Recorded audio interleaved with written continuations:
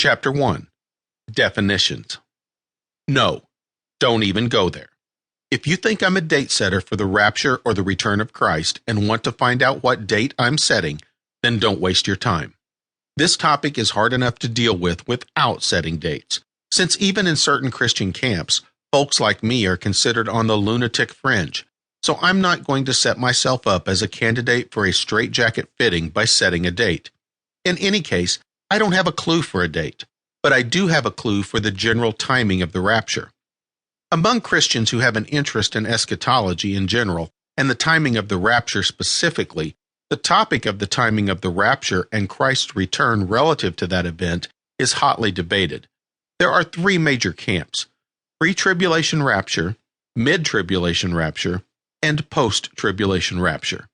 And of these three, the pre-tribbers and post-tribbers duke it out the most, since some folks feel that the mid-tribbers position is simply a modified version of the pre-tribbers position.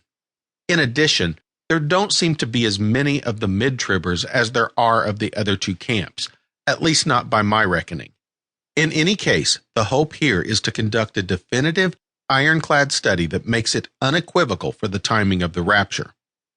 A fundamental question. A fundamental question must first be asked and answered before we set off on this study. What is the tribulation? It is intuitive that since the timing of the rapture is juxtaposed against this event, it is necessary to understand what this event is. Moses foresaw it. Deuteronomy 4:29-31. But if from thence thou shalt seek the Lord thy God, thou shalt find him, if thou seek him with all thy heart and with all thy soul.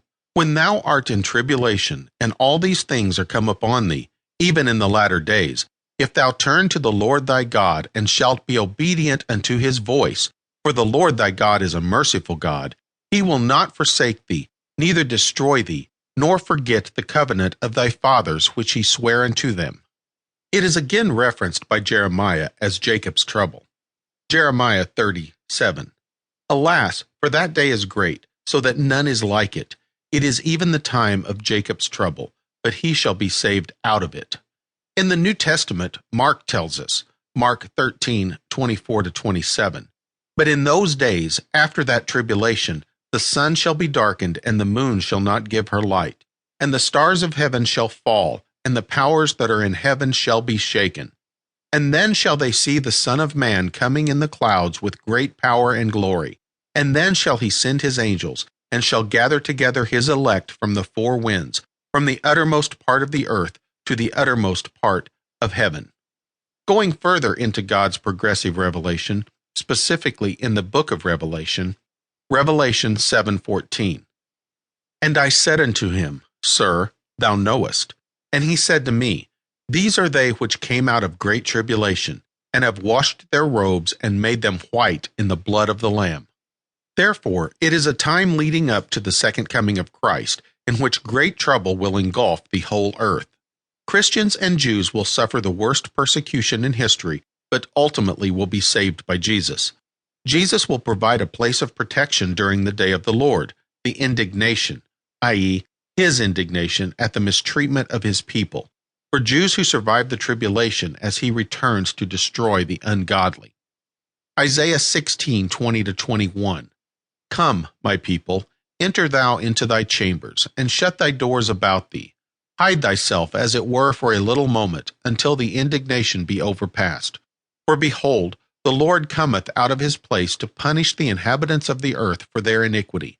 The earth also shall disclose her blood, and shall no more cover her slain. We further need to define the length of time for the tribulation. We run into a problem in that one man's tribulation is 7 years long, and another man's tribulation is 3.5 years long. Some define it as 7 years, and some define it as 3.5 years because of the following passage. Daniel 9:27.